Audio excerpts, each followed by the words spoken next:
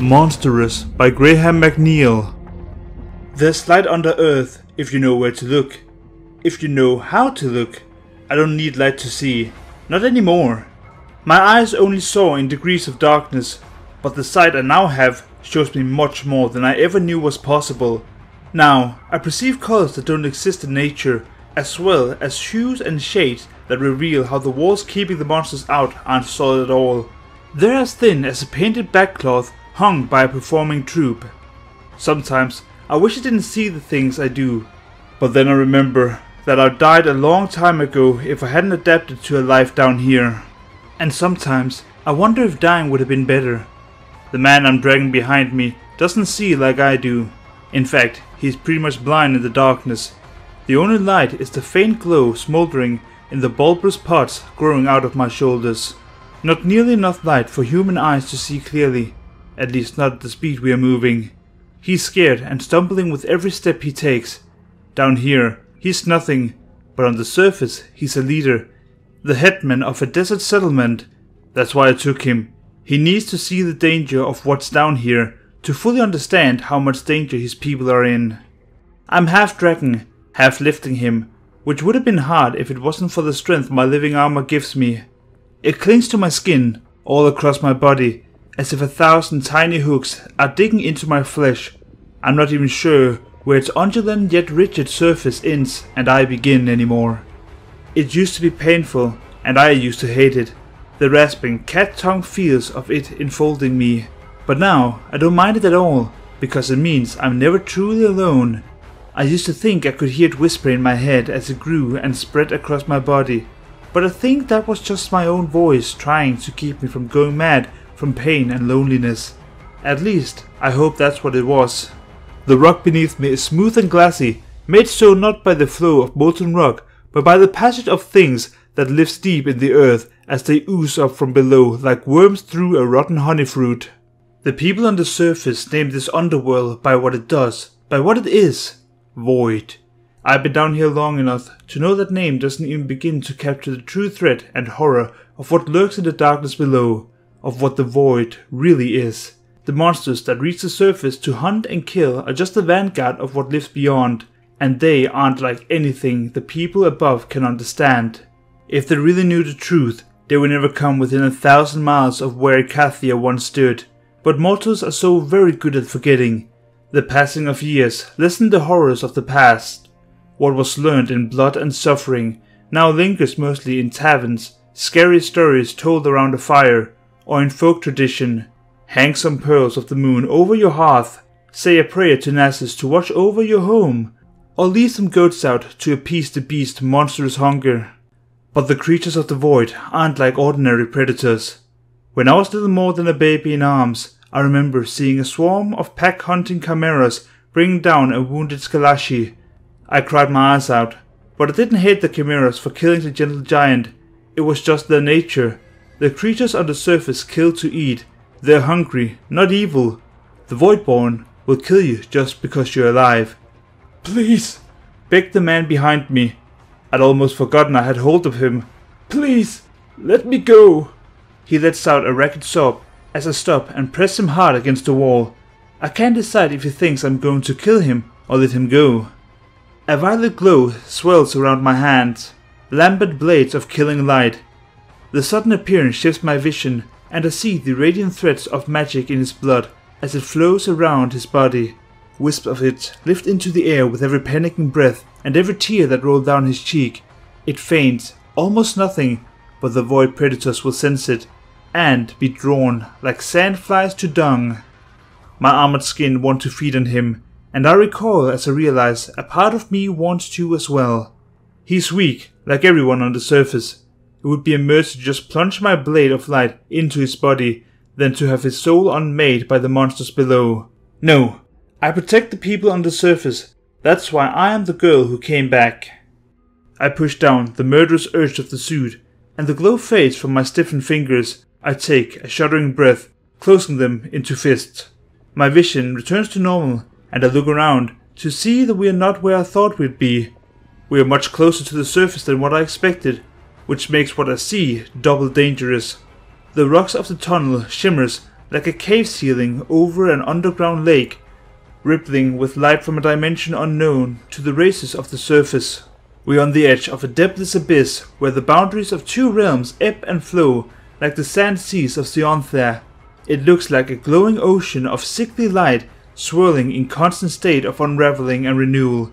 It churns with titanic energies that sometimes form hideous outline, like the submerged leviathans said to dwell beneath oceans I've only ever heard about in stories. It's dangerous to be this close, but I need this man to see. Soulless black eyes coalesce to stare up from below. Spirals of matter take horrid shapes. Hunched spines unfold, grasping limbs stretch and hooked claws from a liquid insanity, lunatic evolution, weaving translucent monsters into being with shrieking, piercing birth screams. They're here. Open your eyes, I tell the headman. My voice is distorted through the molded mask of the suit, a wet animal snarl that sounds like no mortal tongue. He shakes his head. He can't understand me. The words sounds like I'm choking on blood. With the thought, the chitinous plates of my helm peel back, sliding over one another as they unfold like a carapace of an insect retracting its wings. Open your eyes, I say again. This time he understands. He lets out a cry of fear as he sees my human face. What do I look like now? Am I so different than I was? Do I look like I belong down here? I have not seen my face in such a long time. I hope it still looks like I remember. The light swirls and it turns towards the abyss. The swarming, growing things within it are reaching up to us, and his eyes widen in fear as he finally sees why I brought him here. Thousands of chittering monsters racing from an ocean of madness that reach to the heart of the world and beyond. I don't know what it really is, or where it comes from. All I know is that it birthed an endless horde of misbegotten nightmares that claw their way up through the rocks with an implacable urge to kill and unmake the world above. Their tide is on the rise, and I'm the only one who can stop it. I lean close to the man and say, "Do you see them? Do you understand?" He nods in terror, and I let him go. I watch the headman scramble up to the light of the surface. Then I turn as I hear the scrapes of claws on rocks behind me. Arms that would be impossible in nature hooks over the edge of the abyss, dragging a monstrous horror of rasping armor plates, bony protrusion, and flesh the color of something stillborn.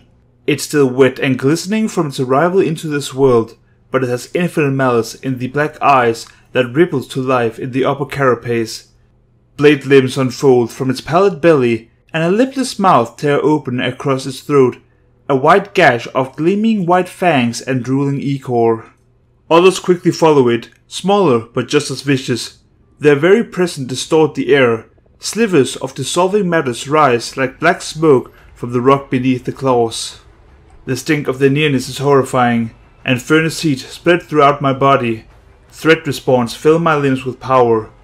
Once I fought such urges, but I understand now that they kept me alive, that they allow me to fight back. The carapace mask draws down over my face. My vision shifts again. It used to be jarring, this translation, but now I welcome it. I see in light, in life, and my prey's vulnerability. I am a predator again. The plates, molded to my shoulders, shift and reshape as the glowing pot snaps up, blinding lights building within them, and I shriek as a painful flourish of searing bolts streaks towards the creatures. The smaller one instantly detonates in explosions of purple fluid and unnatural flesh. The blood splashes me. The curved plates of my armor greedily drinks it in. My gorg races in disgust, even as it nourishes me. I sprint forward, snapping my arms out and wraithing my hands in blades of light. I vault into the air, pushing off the tunnel's wall to blast the large horror with pulsing streams of violet fire. Its body tears open, and tar-black ichor spills out.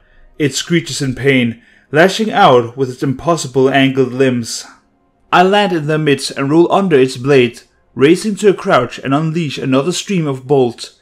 They burn its flesh with incandescent fury, as though fire conjured from their own kind is more lethal than any other. I flip backward as its body crashes down, but it's not dead, whatever that means to the Voidborn. It draws the blood of the smaller creatures up into its limbs, drinking their very essence.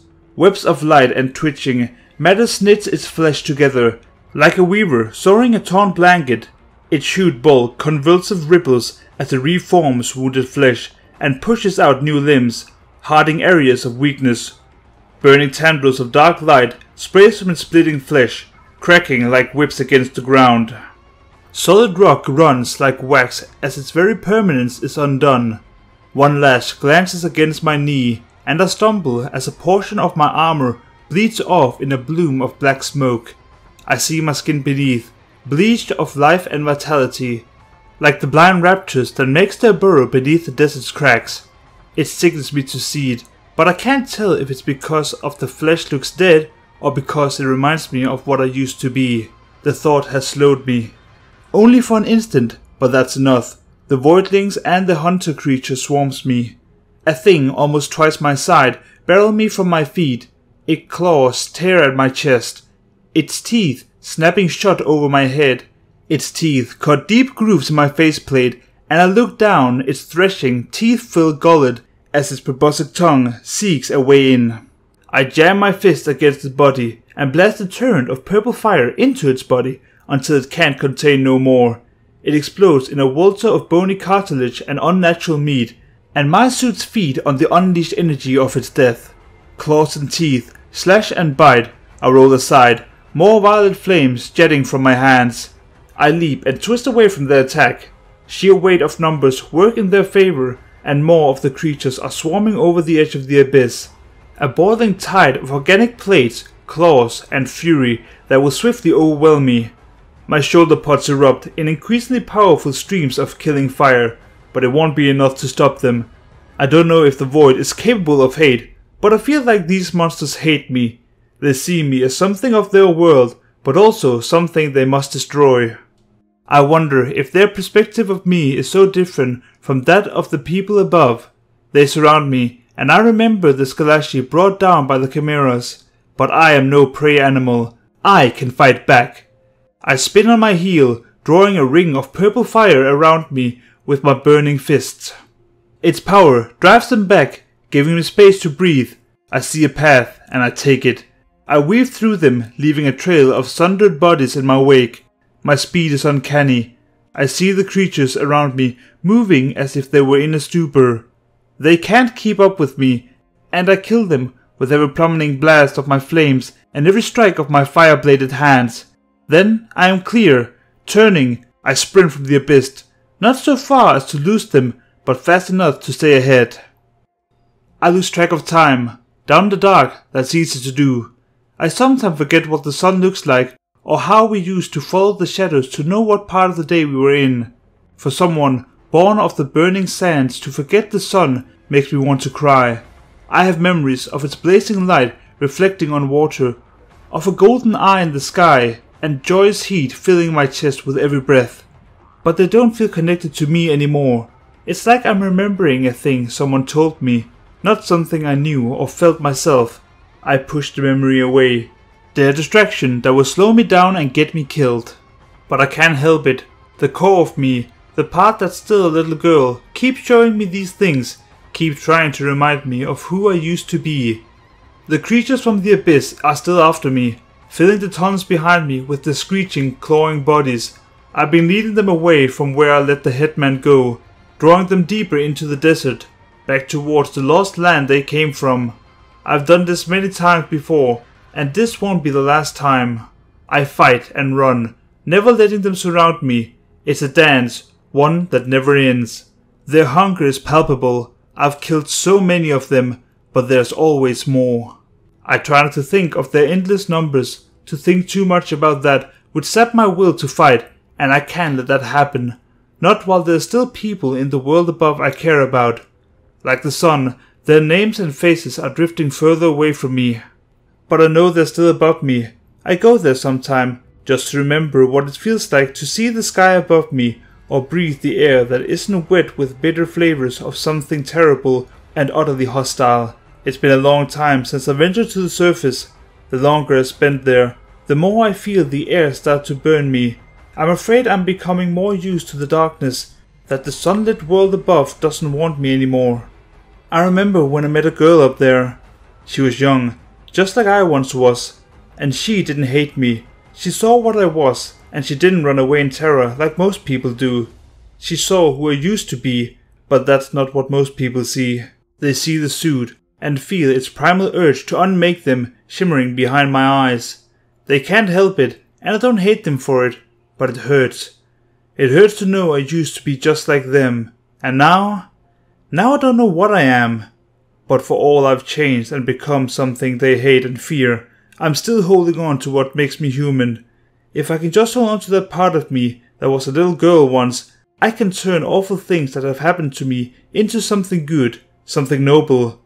But I can feel her slipping away. What will I be when I can't remember her? A change come over the void creatures. I sense it almost immediately. A turn in their purpose. It's hard to know what changes, but it's clear that their pursuit of me has shifted. Like they don't care anymore. Like they have better targets for the ferocious urge to destroy. A terrible suspicion fills me, and I search away from the creatures behind me. My armor makes me faster than them, and I move through the tunnels like a ghost, taking the crooked paths that only I know about. I feel the ferocity of the chase fade as I circle around, climbing back to the surface and feeling the hot tension of the world above. I've been trying to keep the monsters close to me, trying to lure them away from the settlement on the surface, but when I emerge into the sunlight through a hidden cleft at the top of a solitary spire of bare rocks, I see how horribly wrong I've been. I thought I was leading the monsters away, truly I did. A giant skull has been set upon a boulder atop the spire, a marking of sort. It's a warning, a sign that these lands are not safe. I know that's what it is, because I put it here. 1 foot on the skull, I look down at a settlement full of people. My helm unfolds from over my face, and I see with my own eyes. Beneath me are neat and ordered streets, running between finely made buildings of sun-baked bricks. At the settlement's southern end are the silken awning of a bustling market, and I see a disc of gold on the roof of what I think is a temple. The sound of laughter drifts up to me on the spire. I smell roasted meat, animal dung, and the heady aroma of spices. They are the smells of life, the everyday texture of the world above. For a second I'm transported back to my half-forgotten youth, and the corner of my mouth curl in what might be a smile. Then I remember what lurks beneath the sand, and the half-formed smile falls from my face. My heart pounds in my chest, and I fight to draw breath. Don't they know the danger they're in? The inner surface of my armor clamped down hard on my flesh, and I sink to one knee with the pain of it. It's hungry to feed, and I wonder how much of my path has been chosen by me, how much by its design. My senses are finely tuned to the denizens of the void. They are close, so very close, and rising to the surface somewhere out in the desert. I feel the eminence of a breeze like the pressure in the air before a storm. The mask slams back into place, filling my vision with patterns of light and heat. I look back to the settlement as I hear a clash of steel and a shouting voice. My gaze drifts to the martial field set at the settlement's edge, where scores of armored men and women are lined up. I watch them, confused, to ask what they're doing, until it hits me. They're training to fight. A man is shouting at them, filling their hearts with courage and their soul with fire. I can't hear his words, but I can see his face as clearly as if he were standing right next to me. It's the headman I dragged below the earth. I vault from rock to rock as I make my way down to the settlement. The nearness of the void creature is building pressure in my skull. It won't be long before they're here. I leap through the animal enclosure, scattering the livestock as they catch my scent and panic. The people of the settlement doesn't notice me at first. Then I hear cries of alarm spread as they see my armored form in their midst. I'm heading straight for the headman, and I already feel anger pounding in my veins. I showed him. Why didn't he listen? I took him to see the horrors below. I wanted him to feel the terror of their very existence and carry that terror back to his people. But all I've done is strengthen his resolve to stand and fight. Every person that dies here will be my fault. Their blood will be on my hands. I wanted to prevent this, but I made their death inevitable. Men and women scattered before me, terrified, despite their weapons they carry. Their headman face hardened. The last time I saw him, he was terrified, but his terror has turned into hate. His eyes tell me he thinks I'm here to kill him. And maybe I am. My mask snaps open, and I come to a halt before him. "Why are you still here?" I scream, tasting the hot desert air underneath the smell of the settlement. I feel the growing presence of the void. It's like biting on a copper coin. Go! Back, demon! He snarls. You are herald of the beast! For a moment, his meaning is lost on me. Then I understand. You think I bring the monsters? I know you, he spits, advancing on me. You are the Void's daughter. Wherever you walk, the monsters follows. I shake my head, ready to throw his accusation back in his face. Then I wonder if he's right. I fight the Voidborn wherever I can, wherever I find them. I hold my hand up before me, seeing the hair-thin threads of violet light shimmering in the sculptured plates of my armor. Until now, I have always thought it was a part of me, that I controlled it. But what if my control isn't so complete as I thought? I assert my will, and the veins of light fades. Is it possible? Are the creatures of the void drawn to me? No. I would know. I'd know if I was somehow drawing them deeper into the world. My doubt turns into anger, and the blades of light brightens around my hands. I escaped you once, said the hitman, raising his sword, and I will fight the beast you command. You escaped me, I say, incredulous. Is that what you think happened? He swings his sword, but I block it easily. He is not skilled with a blade, and it's easy for me to dodge his attacks. I circle him, as he swings again and again. The townfolks are gathered around me, screaming at the leader to strike a death blow. My armor responds to his every attack and their aggression, filling my body with the urge to fight, to kill. They see the second skin I wear, but they don't realize how much danger they're in right now. Not from the void, from me. They can't see the girl beneath, they don't want to see her. It's easy for them to believe I'm a monster. I feel anger, and betrayal harden my heart to them. Why should I fight to save them? Why do I fight to hold on to my humanity when it hurts so much to remember all I've lost? Why not just become the monster they think I am? Wouldn't that be easier? But then I look beyond the headman's angry face, to the grandparents watching from the doorway of the home they built with their own 2 hands, to the young mothers clutching newborns at their breast. And beyond even them, the 1,000 daily displays of love and small acts of kindness that goes unnoticed every day in the world. That's why I fight the monsters. I stand for the people who cannot stand, because there's no one who can fight quite like me. Because if I don't stand for them, who will? And what will be left of the girl who came back if I don't? But every war requires sacrifices. I've made so many already. Now I know I need to make yet another. This time it won't be me that pays the blood price, but I'll carry it all the same. I turn a full circle. Everybody is looking to the headman. He's their strength, the only reason they're still here. He's filled their hearts with courage, and a will to fight an enemy that cannot be fought, can't be bargained with, and which only gets stronger with every life it consumes. There's only one way to end this without everybody dying. I block yet another clumsy swing and his sword goes wide. I spin inside his guard to hammer my light-bladed fist against his chest. Searing energy pours into him, filling his body with light. His every vein, nerve ending and bone burns with a searing brilliance for an instant before his body explodes. It's awful, but I can't stop now. I feel the nearness of the void as a terrible twisting pain in my gut. The texture of the air abruptly changes, and I know the void has climbed to the world above. It's on the surface and is coming here now. I turn away from the molten, disintegrated ruin of the hitman, and his body falls to the sand, barely recognizable as something that was once human. People scatter in terror as my shoulder pod slides up and fill with killing light. I feel the fiery pressure burning within me, aching for release. I unleash a salvo of sparring lights, blasting a deserted grain store to blazing rubbles. Burning seed and baskets spill from the ruins.